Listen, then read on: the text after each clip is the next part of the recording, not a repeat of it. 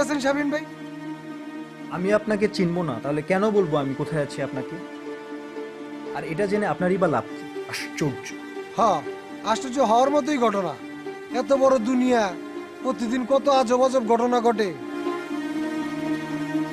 আর আজব ঘটনা চোখের সামনে ঘটলে তো আশ্চর্য হইতেই হয়। দেখুন, আপনি কি বলছেন কিছুই আমার মাথায় ঢুকতেছে না। আপনি কে? আর সজীবের ফোন আপনার কাছে এলো কিভাবে? আপনি কি চান? আর আমার বন্ধু সজীব কোথায়? আমার তো একই প্রশ্ন, সজীব ভাই কোথায়? আমি তো দাঁড়িয়ে খুঁজতেছি। মানে? মানে আসল ঘটনা হইলো কি, আমি এই মোবাইলটা রাস্তায় পড়া পাইছি। সেই জন্য এই মোবাইলের আসল মালিক খুঁজতে ডায়াল লিস্টে যত নাম্বার ছিল, গাড়িটা দেখলাম শাফিন রুমমেট লেখা। এই জন্য এই নাম্বারে ফোন দিলাম। ভাবলাম নিশ্চয়ই এই লোক তার ঠিকানা জানবে। ভাই, আপনি কি সজীব বেরিয়েছিলেন? আপনি কি থাকেন তার সাথে? জি জি ভাই, আমি সজীবের ফ্রেন্ড। সজীব আমার রুমমেট। ও, তাহলে তো ঠিক জায়গায় ফোন দিছি। জি জি, খুব ভালো কাজ করেছেন। আমি রুমে গিয়ে দেখি সজীব আছে কিনা। থাকলে আমি ওকে আপনার সাথে কথা বলিয়ে দিচ্ছি। না ভাই, এত সময় আমি থাকতে পারবো না। আপনি যদি একটু আসতেন, আয়সা যদি এগুলো নিয়ে যেতেন, আমার খুব উপকার হতো। এইগুলো মানে?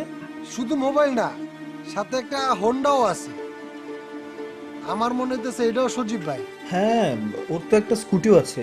কিন্তু রাস্তার মধ্যে মোবাইল, স্কুটি এগুলো ফেলে কোথায় গেছে? আগেই তো গেলাম ভাই, এই দুনিয়াতে কত আজব আজব ঘটনা ঘটে। কষ্ট করে যদি একটু আয়সা নিয়ে যেতেন, আমি একটু ফ্রি হইতাম। রাস্তার মধ্যে মোবাইল এগুলো নিয়ে দাঁড়া থাকা, মানে বুঝেন না, একটু বিপদেই আছি। আচ্ছা ঠিক আছে, আমি আসছি। আপনি কোথায় আছেন আমাকে বলুন। 13 নম্বর সেক্টরে 14 নম্বর।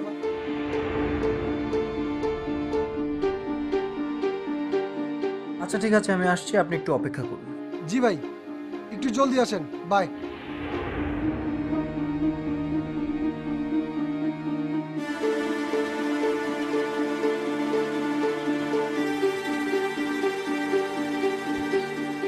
আজব তো, সজীবটার হলো কি? রাস্তার মধ্যে মোবাইল, স্কুটি এসব ফেলে চলে গেল।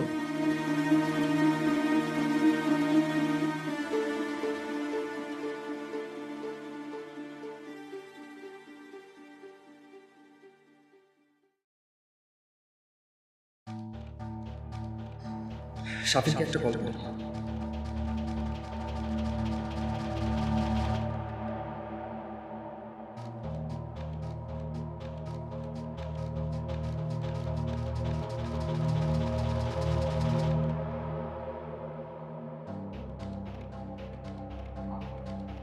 উফ, সকাল থেকে যে কত কি হয়ে গেল। মোবাইলটা হারালাম তো হারালাম, সাথে আমার শখের স্কুটিটা।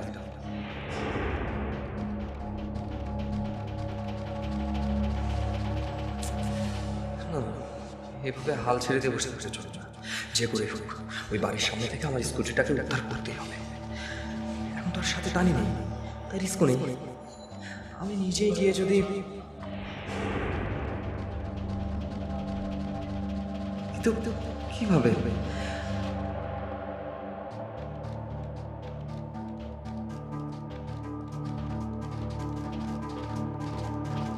আবার যদি কোনোভাবে ওদের হাতে ধরা পড়ে যায়, তখন তখন তো আমার সাথে সাথে তানেরও বিপদ হয়ে যাবে।